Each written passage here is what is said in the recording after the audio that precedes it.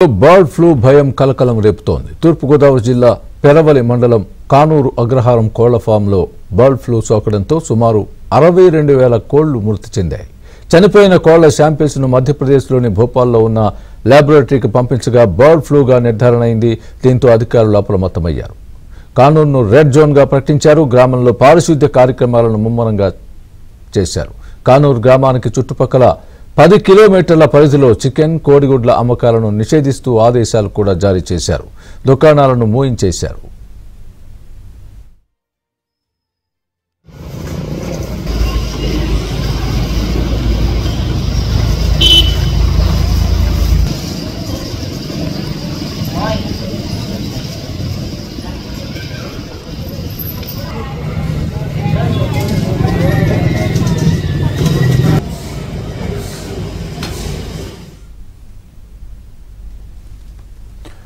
Bird flu కారణంగా వేలాది కోళ్లు చనిపోతున్నాయి. మృతి చెందిన కోళ్లను మూటలు కట్టి పంట కాలువల్లో పడేస్తున్నారు. దీంతో పశ్చిమ గోదావరి జిల్లా భీమవరం జిఎన్వి కెనాల్లో కోళ్లు కొట్టుకుపోతున్నాయి.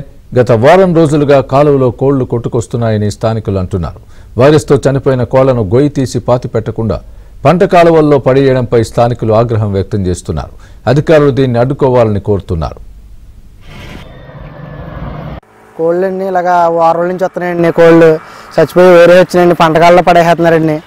ఇలా యాండ్ర పైపులు పైనుంచి వస్తాయండి కోళ్ళు. ఇవి కప్పేట్లాగా కాళ్ళలో కుదిలేసి ఇలాగా వాసన వస్తుందండి. ఇంటి పక్కన మొత్తం అంతా కాలువ పంటకాల్లో తాగి వాటర్ కదండి, ఇదంతా దీంట్లో పడేస్తున్నారండి. కప్పెట్టొచ్చు కదండి అవి కోళ్ళు. ఆ బిజ్జి కింద ఆగిపోతే మొన్న మేమే కుర్రోళ్ళు గెలలతో గెంటామండి కోళ్ళు మూటలు ఇవి. ఒక 4 రోజుల క్రితం వారం రోజుల నుంచి వస్తున్నాయండి. వారం రోజుల పైన అండి. కోళ్ళన్నీ ఇలాగా వారం రోజుల నుంచి వస్తున్నాయండి. కోళ్ళు చచ్చిపోయి వేరే వచ్చినాయండి, పంటకాల్లో పడేస్తున్నారండి. ఇలా యాండ్ర పైపులు పైనుంచి వస్తాయండి కోళ్ళు. ఇవి కప్పేట్లాగా కాళ్ళలో కుదిలేసి ఇలాగా వాసన వస్తుందండి. ఇంటి పక్కన మొత్తం అంతా కాలువ పంటకాల్లో తాగి వాటర్ కదండి, ఇదంతా దీంట్లో పడేస్తున్నారండి. కప్పెట్టొచ్చు కదండి అవి కోళ్ళు. ఇక బర్డ్ ఫ్లూ సందర్భంగా ఇవన్నీ చూడడానికి వచ్చాము. గౌరవ జిల్లా కలెక్టర్ గారి ఆదేశాల మేరకు డిపార్ట్మెంట్ వైపు నుండి వెటనరీ డిపార్ట్మెంట్ వాళ్ళంతా కూడా వాళ్ళ డిపార్ట్మెంట్ పరంగా వాళ్ళు చేస్తున్నారు. సో మా పంచాయతీరాజ్ డిపార్ట్మెంట్ పరంగా ఈ పరిసర ప్రాంతాల్లో ఈ బర్డ్ ఫ్లూ ఎక్కడైతే స్ప్రెడ్ అయిందో ఆ పరిసర ప్రాంతాల్లో మేమంతా కూడా స్ప్రేయింగ్ చేయడము, అలాగే చుట్టూ కూడా వాళ్ళు తీసేసినటువంటి ఆ బర్డ్స్ ని సరైన విధంగా క్రిమేషన్ చేస్తున్నారా లేదా అనేది అబ్జర్వ్ చేయడము, వాళ్ళకి అవసరమైన డైరెక్షన్ అంతా కూడా ఇవ్వడం జరుగుతుంది. అవి ఎక్కడ కూడా బయట పడేయకుండా వాటర్ బాడీస్ లో కానీ రోడ్ సైడ్ కానీ ఎక్కడ కూడా పడేయకుండా వాళ్ళందరికీ కూడా ఓనర్స్ అందరికీ కూడా నోటీసులు ఇవ్వడం జరిగింది. అది స్ట్రిక్ట్ గా కూడా అబ్జర్వ్ చేయడం జరుగుతుంది. అలాగే ఈ వెళ్లే దారి ఇదంతా కూడా రెడ్ జోన్ గా ప్రకటించి ఇటు రాకపోకల్ని తగ్గించాలని కోరడం జరిగింది. అలాగే ఈ లోకల్ ఎక్కడ కూడా చికెన్ అమ్మకాలు, ఎగ్స్ కూడా ఏమీ లేకుండా అవన్నీ కూడా బ్యాన్ చేయడం జరిగింది. మేడం గారు చెప్పిన ఆదేశాల మేరకు ఈ పరిసర ప్రాంతాలు 10 కిలోమీటర్ల లోపు ఎక్కడ కూడా చికెన్ అమ్మకాలు లేకుండా కొద్ది రోజులు నిషేధించడం జరిగింది.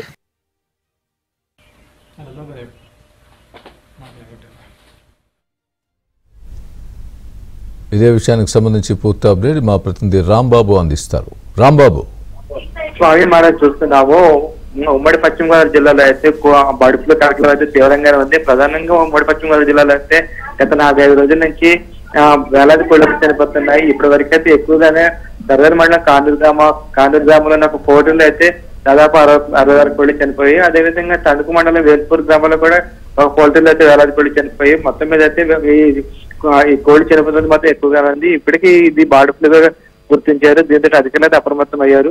వారి పక్క కొన్ని పశ్చిమ గోదావరి జిల్లాలోని కొన్ని ప్రాంతాల్లో కోళ్లు చనిపోతున్నాయి. ఆ చనిపోతున్న కోళ్లను సైతం కాలువలో పడస్తున్న పోల్ట్రీ యజమానులు వాటిని పోడ్చడం కానీ లేకపోతే ఖననం చేయడం కానీ దహనం చేయడం కానీ అటువంటి ఏమి చేయకుండా కాలువల్లో పడేస్తున్నారు. జిఎన్వి కెనాల్లో దేవవారంకి వచ్చి జిఎన్వి కెనాల్లో పడేస్తున్నా మనం చూడొచ్చు. విజువల్స్ కనిపిస్తున్నాయి. మనకి గత 4-5 రోజుల నుంచి ఈ విధంగా చనిపోయిన కోళ్లు కాలువలో కొట్టుకొస్తున్నాయని స్థానికులు ఆరోపిస్తున్నారు. దీనివల్ల కాలువ నీరు కలుషితం అవుతుంది, అదేవిధంగా దుర్వాసన కూడా వస్తుందని చెప్పి వాళ్ళు ఆరోపిస్తున్నారు. దీనికి సంబంధించి పోల్ట్రీ యజమానులు అయితే పోల్ట్రీ యజమానులు ఈ విధంగా చేస్తున్నారు. అసలు చనిపోయిన కోళ్లను ఆ విధంగా చేయకూడదు, ఎందుకు చేస్తున్నారో తెలియడం లేదని చెప్పేసి స్థానికులు అయితే వాపోతున్నారు. చూస్తున్నాం అసలు ఈ విధంగా కాలువలో కొట్టుకొస్తున్న కాలువలో నీరు కూడా ఏ విధంగా బ్లాక్ టిష్ గా మారిపోయిందో, తుప్పల్లో ఏ విధంగా చనిపోయిన కోళ్లు చిక్కుపోయి కూడా మనం స్పష్టంగా చూడవచ్చు. దీన్ని బట్టి చూస్తున్నాం అసలు ఈ కేవలం ఈ రెండు ప్రాంతాల్లోనే కాదు, అంటే పెరవలి మండలం కానూరు, అదేవిధంగా తణుకు మండలం వేల్పూరు కాదు, ఈ రెండు గ్రామాలని కాకుండా చాలా చోట్ల ఈ కోళ్లు చనిపోతున్నట్లు మనకు తెలుస్తుంది. అయితే మా అధికారులు అయితే ఇప్పటి వరకు దీని పట్ల పెద్దగా స్పందించిన దాఖలాలు అయితే లేవు. నిన్న తూర్పుగోదావరి జిల్లా కలెక్టర్ ప్రశాంతి బర్డ్ ఫ్లూ వ్యాపించింది కానూరు గ్రామంలోను, అదేవిధంగా వేల్పూరు గ్రామంలోను బర్డ్ ఫ్లూ వ్యాపించింది అని చెప్పేంత వరకు ఎవరు అధికారులు పట్టించుకున్న పాపన అయితే పోలేదు. ఎందుకంటే మనం చూస్తున్నాం కోళ్ళకి ఇవ్వాలనే చనిపోతున్నవే కదా, దాదాపు 10 రోజుల నుంచి చనిపోతున్నట్టుగా మనం భావించాల్సి ఉంటుంది. ఇది అలా చనిపోతున్న కోళ్ళని అలా కలవలో పడేస్తున్నారు, కొందరైతే రోడ్డు మీద పడేస్తున్నారు. దీనివల్ల అవి కలుషితం అవడం, అదేవిధంగా బర్డ్ ఫ్లూ వ్యాపించడానికి కూడా ఒక కారణంగా మనకి తెలుస్తుంది.